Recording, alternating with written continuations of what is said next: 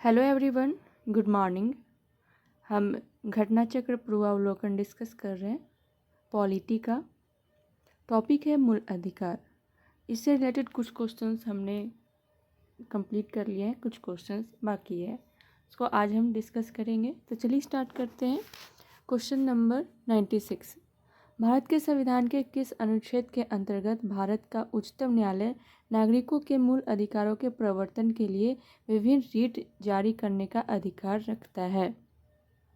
तो इसका सही आंसर हो जाएगा ऑप्शन ए, अनुच्छेद 32। भारतीय संविधान के भाग 3 द्वारा प्रदत्त मौलिक अधिकारों को प्रवर्तित कराने के लिए अनुच्छेद 32 के तहत संवैधानिक उपचारों का अधिकार प्रदान किया गया है।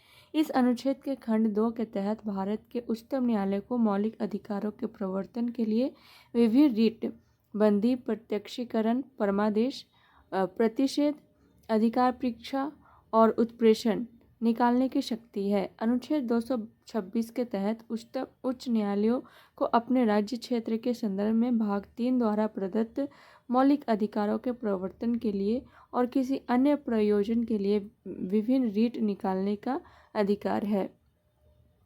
नेक्स्ट क्वेश्चन है, निम्नलिखित में से किस एक प्रलेख को किसी व्यक्ति की स्वतंत्रता का महानतम रक्षक माना जाता है? तो इसका सही आंसर हो जाएगा ऑप्शन बी, बंदी प्रत्यक्षीकरण।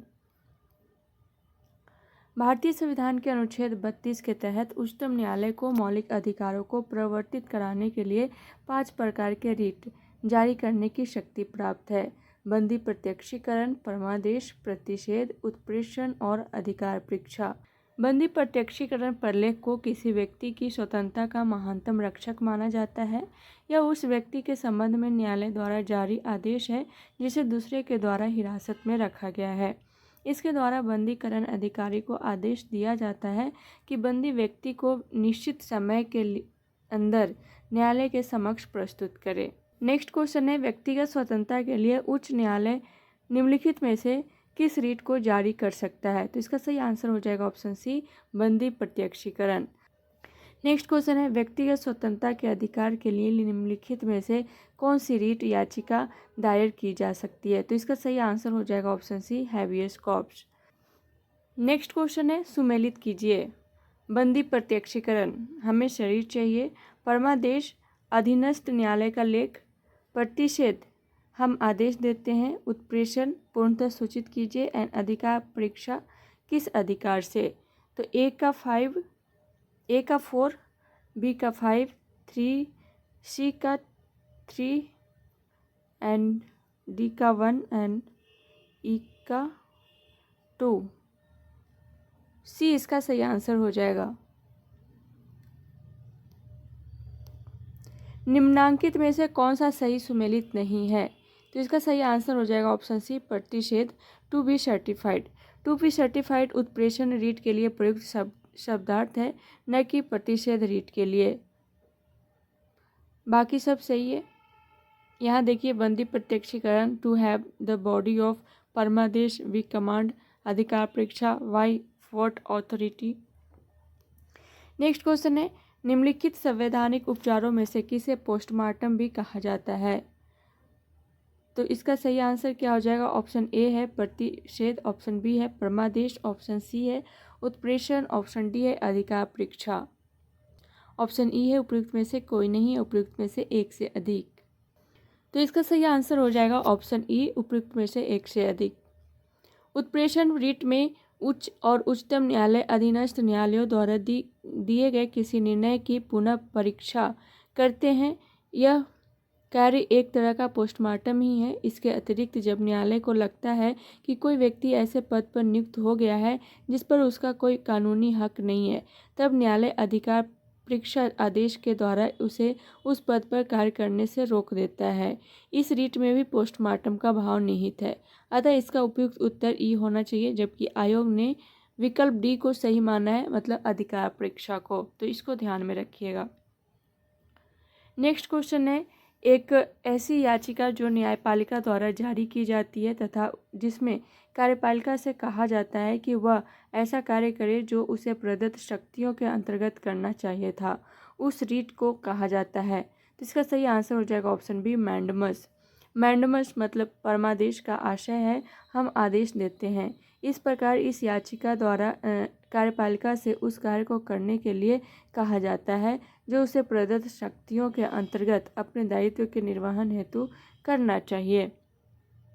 नेक्स्ट क्वेश्चन है, जब सर्वोच्च न्यायालय किसी व्यक्ति अथवा संस्था को उसके दायित्व के निर्वहन हेतु लेख जारी करता है तो उसे कहते हैं। तो इसका सही आंसर हो जाएगा ऑप्शन बी, परमादेश। नेक्स्ट क्वेश्चन है, सूची 1 भारतीय संविधान का अनुच्छेद को सूची 2 प्रावधान के साथ सुमेलित कीजिए और सूचियों के नीचे दिए गए कूट का प्रयोग कर सही उत्तर चुनिए। तो यहाँ आपको बताना है, एक तरफ अनुच्छेद दिया हुआ है और दूसरी तरफ प्रावधान दिया हुआ है और आपको बताना है कौन सा सही है। तो अनुच्छेद 16(2) में क्या प्रावधान दिया गया है? ठीक है, किसी भी व्यक्ति को कानून के प्राधिकार के सिवाय उसकी संपत्ति से वंचित नहीं किया जाएगा। तो ये तो अनुच्छेद 31(1) होगा। ठीक है, नेक्स्ट है, किसी भी व्यक्ति के साथ उसके वंश, धर्म अथवा जाति के आधार पर सार्वजनिक नियुक्ति के मामले में भेदभाव नहीं किया जा सकता। तो ये हो जाएगा अनुच्छेद 16 का 2। नेक्स्ट है, सभी अल्पसंख्यकों को चाहे वे धर्म के आधार पर हो या भाषा के आधार पर अपनी पसंद की शैक्षणिक संस्था स्थापित करने और उन्हें संचालित करने का मौलिक अधिकार होगा। तो इसका हो जाएगा अनुच्छेद 30 का 1। नेक्स्ट है, किसी भी नागरिक को धर्म, वंश, जाति, भाषा या इनमें से किसी भी आधार पर राज्य द्वारा पोषित अथवा राज्य से सहायता प्राप्त करने वाली किसी भी शैक्षिक संस्था में प्रवेश से वंचित नहीं किया जाएगा। तो 4 का हो जाएगा बी। तो कौन सा सही आंसर हो जाएगा? ए का 2, बी का 4, ए का 2, बी का 4, ए इसका सही आंसर हो जाएगा। अनुच्छेद 16(2) किसी भी व्यक्ति के साथ केवल उसके धर्म, मूल वंश, जाति, लिंग, उद्भव, जन्म स्थान, निवास या इनमें से किसी के आधार पर सार्वजनिक नियुक्ति के मामले में भेदभाव नहीं किया जा सकता। अनुच्छेद 29(2) के अनुसार किसी भी नागरिक को धर्म, वंश, जाति, भाषा या इनमें से किसी भी आधार पर राज्य द्वारा संपोषित अथवा राज्य से सहायता प्राप्त करने वाली किसी भी शैक्षिक संस्था में प्रवेश से वंचित नहीं किया जाएगा। अनुच्छेद 30 का 1 सभी अल्पसंख्यकों को चाहे वे धर्म के आधार पर हो या भाषा के आधार पर अपनी पसंद की शैक्षिक संस्थान स्थापित करने और उन्हें संचालित करने का मौलिक अधिकार होगा। नेक्स्ट है अनुच्छेद 31(1) किसी भी व्यक्ति को कानून के प्राधिकार के सिवाय उसकी संपत्ति से वंचित नहीं किया जाएगा। नेक्स्ट क्वेश्चन है, निम्न में से कौन सही सुमेलित नहीं है? तो अस्पृश्यता का अंत अनुच्छेद 17 बिल्कुल सही है।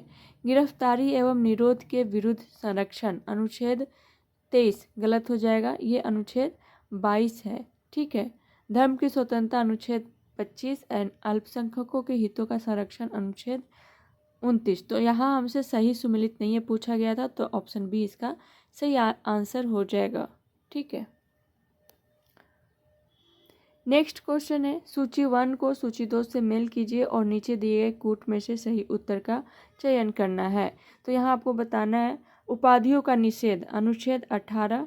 ठीक है, धार्मिक मामलों के प्रबंध की स्वतंत्रता ये किस में है? अनुच्छेद 26।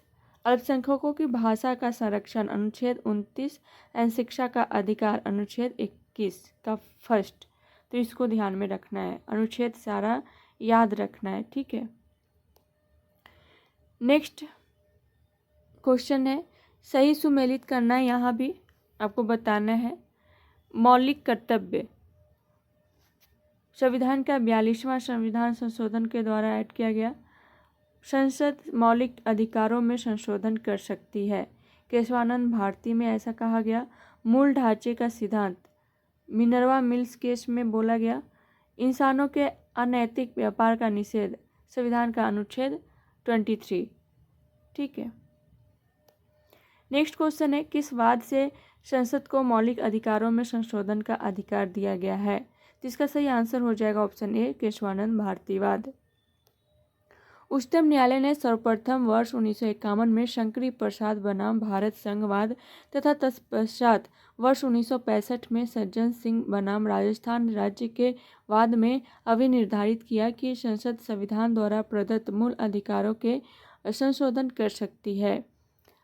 तदंतर वर्ष 1967 में गोलकनाथ बनाम पंजाब राज्यवाद में उच्चतम न्यायालय ने शंकरी प्रसाद एवं सज्जन कुमारवाद के विपरीत संसद द्वारा मूलाधिकारों में संशोधन पर रोक लगाने का निर्णय दिया।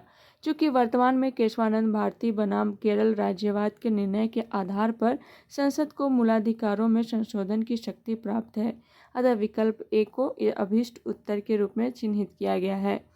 केशवानंद भारती बनाम केरल राज्य 1973 के बाद में सर्वोच्च न्यायालय ने निर्णय दिया कि संसद की संविधान संशोधन शक्ति विस्तृत है किंतु असीमित नहीं, और वह मूल अधिकारों का संशोधन तो कर सकती है किंतु वह संविधान के आधारभूत तत्वों को परिवर्तित नहीं कर सकती। नेक्स्ट क्वेश्चन है, भारत के सर्वोच्च न्यायालय ने संविधान की मूल संरचना सिद्धांत बुनियादी ढांचा सिद्धांत का प्रतिपादन निम्नलिखित में से किस मुकदमे में किया? तो इसका सही आंसर हो जाएगा ऑप्शन सी, केशवानंद भारती बनाम केरल राज्य।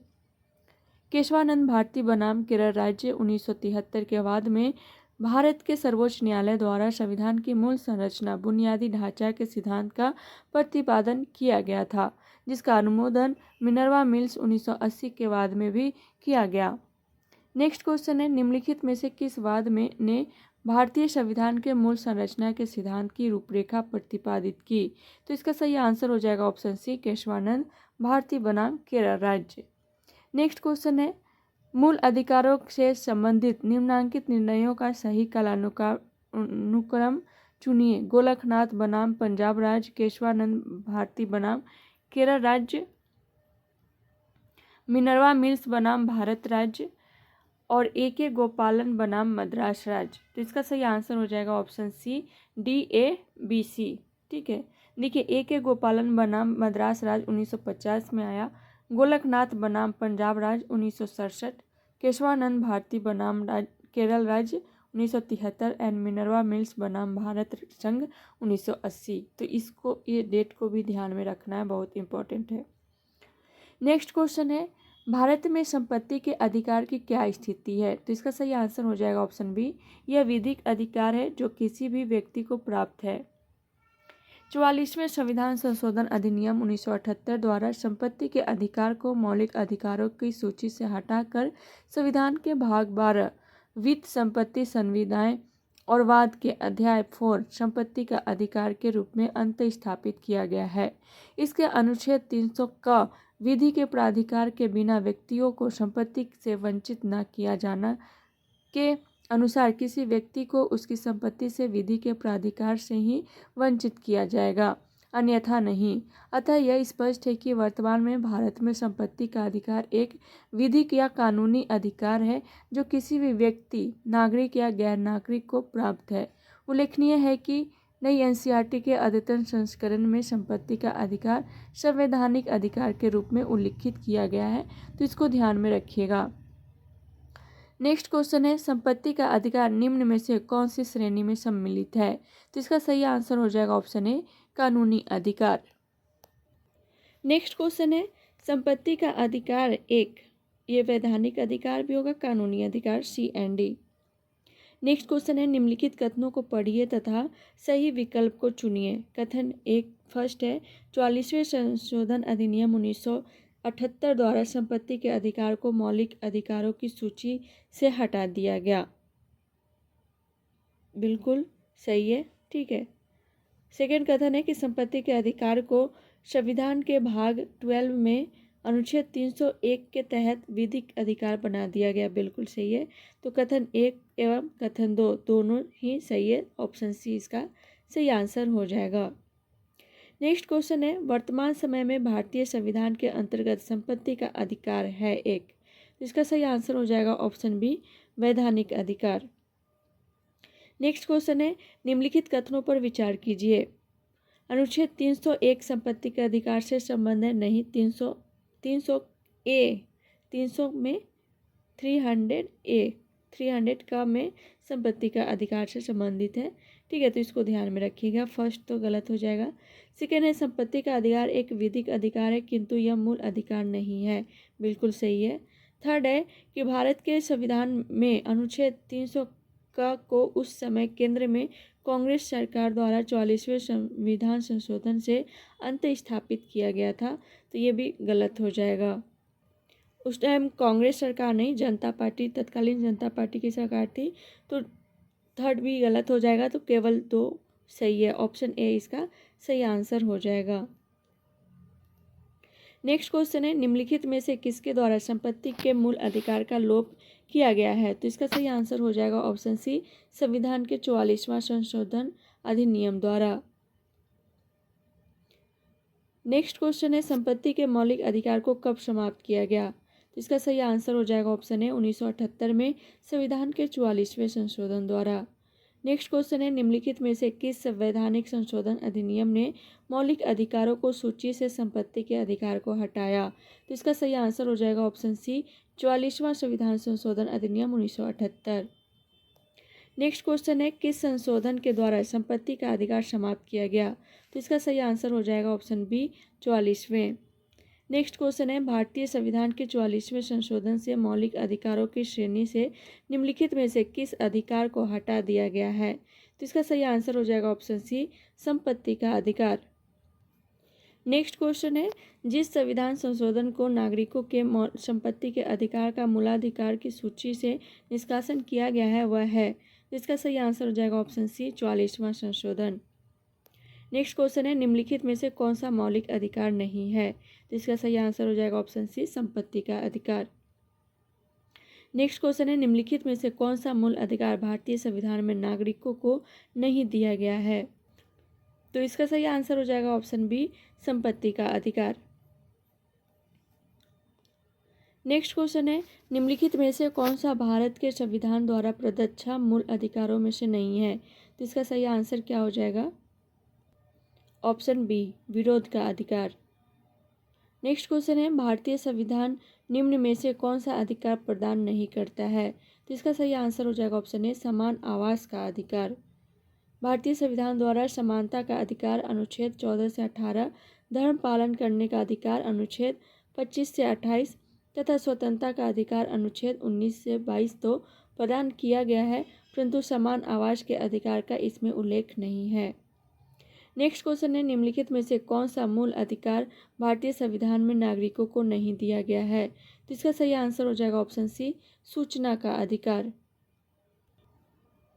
सूचना का अधिकार मूल अधिकार के रूप में भारतीय संविधान में नागरिकों को प्रत्यक्षता नहीं दिया गया है। यह एक विधिक अधिकार है जिसे सूचना के अधिकार अधिनियम 2005 के तहत नागरिकों को प्रदान किया गया है। सर्वोच्च न्यायालय ने अपने निर्णयों में इसे वाक एवं अभिव्यक्ति की स्वतंत्रता के अधिकार अनुच्छेद 19 फर्स्ट का में सन्निहित माना है, अतः इसे मूल अधिकार माना जाता है, तथापि इसका संविधान में लिखित रूप से उल्लेख नहीं है। प्रश्नगत अन्य तीनों अधिकार भारतीय संविधान के तहत मूल अधिकारों में शामिल है, तो इसको ध्यान में रखिएगा। नेक्स्ट क्वेश्चन है निम्नलिखित वक्तव्यों पर ध्यान दीजिए। किसी को राष्ट्रगीत गाने के लिए बाध्य नहीं किया जा सकता क्योंकि इसमें वाक स्वातंत्र्य और अभिव्यक्ति स्वातंत्र्य के अधिकार का उल्लंघन होगा। सेकेंड है कि इससे अंतःकरण की और धर्म के अबाध रूप से आचरण और प्रचार करने की स्वतंत्रता के अधिकार का उल्लंघन होगा। थर्ड है कि राष्ट्रगीत गाने के लिए किसी को बाध्य करने वाला कोई विधिक उपबंध नहीं है। इन वक्तव्यों में से ऑप्शन सी सही होगा, 1, 2 और 3 सही है।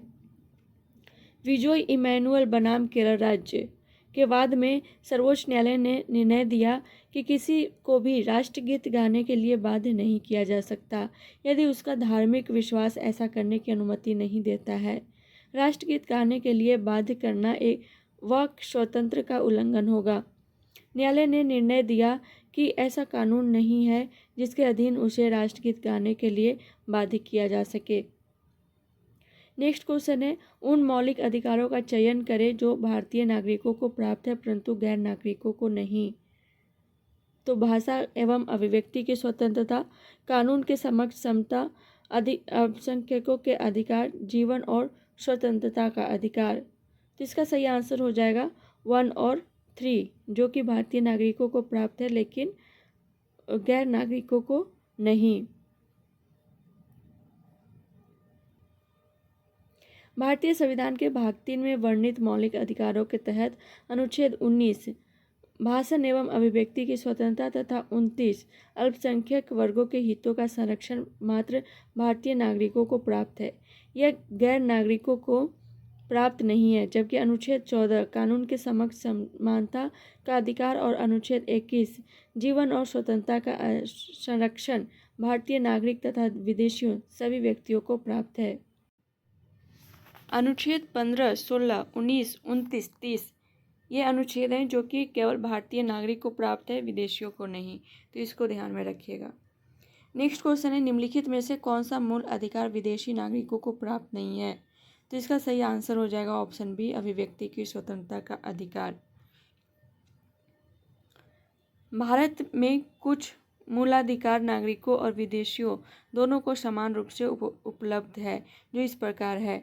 विधि के समक्ष समता अनुच्छेद 14, अपराधों के लिए दोषसिद्धि के समक्ष संरक्षण अनुच्छेद 20, प्राण और दैहिक स्वतंत्रता का संरक्षण अनुच्छेद 21, शिक्षा का अधिकार अनुच्छेद 21 क, शोषण के विरुद्ध अधिकार अनुच्छेद 23 और 24, धर्म की स्वतंत्रता का अधिकार अनुच्छेद 25, 26, 27 और 28। स्पष्ट है कि अभिव्यक्ति की स्वतंत्रता का अधिकार अनुच्छेद 19 भारत में विदेशी नागरिकों को प्राप्त नहीं है, अपितु केवल भारतीय नागरिक को प्राप्त है। तो इसको ध्यान में रखिएगा। नेक्स्ट क्वेश्चन है, भारतीय संविधान के अंतर्गत निम्नलिखित अधिकारों में से कौन सा एक अधिकार सभी व्यक्तियों को प्राप्त है? तो इसका सही आंसर हो जाएगा ऑप्शन ए, विधि के समान संरक्षण का अधिकार। भारतीय संविधान के अंतर्गत अनुच्छेद 14 के तहत प्रदत्त विधि के समान संरक्षण का अधिकार भारत में नागरिकों सहित सभी व्यक्तियों को प्राप्त है, जबकि पृष्ठगत अन्य तीनों अधिकार केवल भारतीय नागरिकों को ही प्राप्त है। नेक्स्ट क्वेश्चन है, निम्नांकित अधिकारों में से कौन से अधिकार भारत में सभी व्यक्तियों को उपलब्ध नहीं है? तो इसका सही आंसर क्या हो जाएगा? भेदभाव के विरुद्ध अधिकार, देश भर में स्वतंत्र भ्रमण की स्वतंत्रता, चुनाव लड़ने का अधिकार। 2, 3, 4 ऑप्शन डी इसका सही आंसर हो जाएगा। संविधान के अनुच्छेद 14 में उल्लिखित विधि के समक्ष समानता का मौलिक अधिकार भारत में नागरिकों सहित सभी व्यक्तियों को उपलब्ध है, जबकि पृष्ठगत अन्य तीनों अधिकार मात्र भारतीय नागरिकों को ही उपलब्ध है। नेक्स्ट क्वेश्चन है, भारतीय संविधान द्वारा प्रदत्त निम्न में से कौन सा अधिकार गैर नागरिकों को भी उपलब्ध है? फर्स्ट है अभिव्यक्ति की स्वतंत्रता, ऑप्शन बी है देश के किसी भाग में घूमने एवं बसने का अधिकार, ऑप्शन सी है संपत्ति अर्जित करने का अधिकार, ऑप्शन डी है संवैधानिक निराकरण का अधिकार। तो हमसे पूछा गया है कि गैर नागरिकों को भी उपलब्ध है, ठीक है, तो भारतीय और गैर नागरिकों को, तो इसका सही आंसर हो जाएगा ऑप्शन डी, ठीक है। भारतीय संविधान द्वारा प्रदत्त संवैधानिक निराकरण या संवैधानिक उपचारों का अधिकार अनुच्छेद 32 गैर नागरिकों को प्राप्त मूल अधिकारों के संदर्भ में उन्हें उपलब्ध है। ज्ञातव्य है कि संविधान के अनुच्छेद 300 क के तहत संपत्ति का अधिकार विधि के प्राधिकार के बिना व्यक्तियों को संपत्ति से वंचित न किया जाना यद्यपि गैर नागरिकों को भी प्राप्त है, तथापि इसमें संपत्ति अर्जित करने का अधिकार जो कि मूल संविधान में अनुच्छेद 19 फर्स्ट च के तहत नागरिकों को प्राप्त है, शामिल नहीं है। वस्तुतः संपत्ति अर्जित करने का अधिकार अब संविधान प्रदत्त अधिकार नहीं है। नेक्स्ट क्वेश्चन है, भारत में रहने वाला ब्रिटिश नागरिक दावा नहीं कर सकता। इसका सही आंसर हो जाएगा ऑप्शन ए, व्यापार और व्यवसाय की स्वतंत्रता के अधिकार का। नेक्स्ट क्वेश्चन है, भारत के किसी धार्मिक संप्रदाय या समुदाय को यदि राष्ट्रीय स्तर पर अल्पसंख्यक वर्ग का दर्जा दिया जाता है तो वह किस या किन विशेष लाभों का हकदार हो जाएगा? फर्स्ट है, यह संप्रदाय या समूह विशेष शैक्षणिक संस्थानों की स्थापना और संचालन कर सकता है, बिल्कुल सही है। सेकेंड है, भारत के राष्ट्रपति स्वयं इस संप्रदाय या समुदाय के प्रति एक प्रतिनिधि को लोकसभा में मनोनीत कर देते हैं, गलत हो जाएगा। थर्ड है, यह संप्रदाय या समुदाय प्रधानमंत्री के 15 पॉइंट कार्यक्रम के लाभ प्राप्त कर सकता है। बिल्कुल सही है। उपयुक्त में से कौन सा कथन सही है? तो 1 और 3 सही है। ऑप्शन सी इसका सही आंसर हो जाएगा। भारतीय संविधान में मूल अधिकारों के तहत अनुच्छेद 30 के अंतर्गत अल्पसंख्यक वर्गों को अपनी रुचि की शिक्षा संस्थानों की स्थापना और प्रशासन का अधिकार दिया गया है।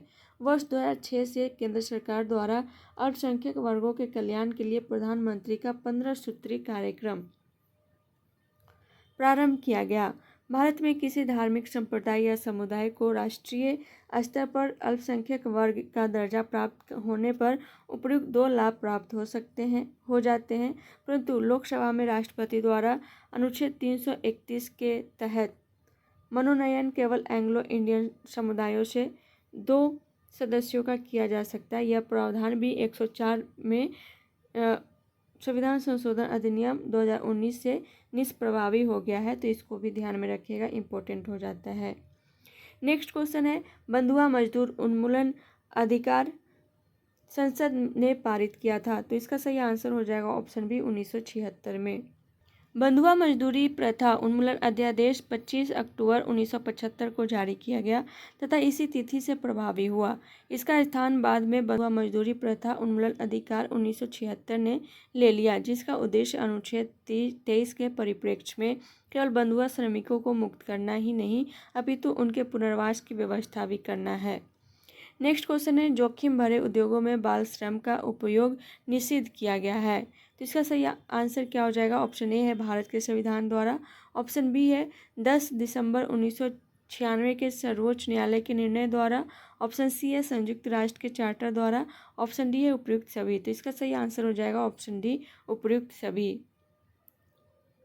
जोखिम भरे उद्योगों में बाल श्रम का उपयोग सर्वत्र निषिद्ध है। भारतीय संविधान के अनुच्छेद 24 द्वारा भी इसे निश्चित किया गया है। MC मेहता बनाम तमिलनाडु राज्य के निर्णय में उच्चतम न्यायालय ने 14 वर्ष से कम आयु के बालकों को जोखिमपूर्ण बाल श्रम से निषेध किया है। संयुक्त राष्ट्र के चार्टर द्वारा भी इसे निश्चित किया गया है।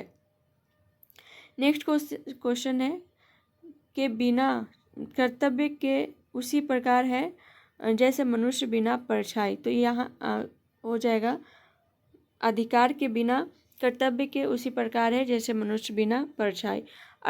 अर्नेस्ट बार्कर का कथन है कि अधिकार बिना कर्तव्य के उसी प्रकार है जैसे मनुष्य बिना परछाई के। नेक्स्ट क्वेश्चन है, भारत के संदर्भ में निम्नलिखित में से कौन सा अधिकारों का कर्तव्यों के बीच सही संबंध है? ऑप्शन ए है अधिकार कर्तव्यों का साथ संबंधित है, ऑप्शन बी है अधिकार व्यक्तिगत है अतः समाज और कर्तव्य से स्वतंत्र है, ऑप्शन सी है नागरिक के व्यक्तित्व के विकास के लिए अधिकार न कि कर्तव्य महत्वपूर्ण है, ऑप्शन डी है राज्य के स्थायित्व के लिए कर्तव्य न कि अधिकार महत्वपूर्ण है। तो इसका सही आंसर हो जाएगा ऑप्शन ए अधिकार कर्तव्यों के साथ संबंधित है। नेक्स्ट क्वेश्चन है, निम्नलिखित कथनों में से कौन सा एक सही है? फर्स्ट ऑप्शन है अधिकार नागरिकों के विरुद्ध राज्य के दावे हैं, ऑप्शन बी है अधिकार वे विशेषाधिकार हैं जो किसी राज्य के संविधान में समाविष्ट है, ऑप्शन सी है अधिकार राज्य के विरुद्ध नागरिकों के दावे हैं, ऑप्शन डी है अधिकार अधिकांश लोगों के विरुद्ध कुछ नागरिकों के विशेषाधिकार हैं। तो इसका सही आंसर हो जाएगा ऑप्शन सी अधिकार राज्य के विरुद्ध नागरिकों के दावे हैं। नेक्स्ट क्वेश्चन है, सेवा के अधिकार की अवधारणा प्रारंभ हुई, इसका सही आंसर हो जाएगा ऑप्शन सी ग्रेट ब्रिटेन में। तो आज के लिए इतना ही, मिलते हैं नेक्स्ट क्लास में नेक्स्ट टॉपिक के साथ। तब तक के लिए thank you so much and all the best.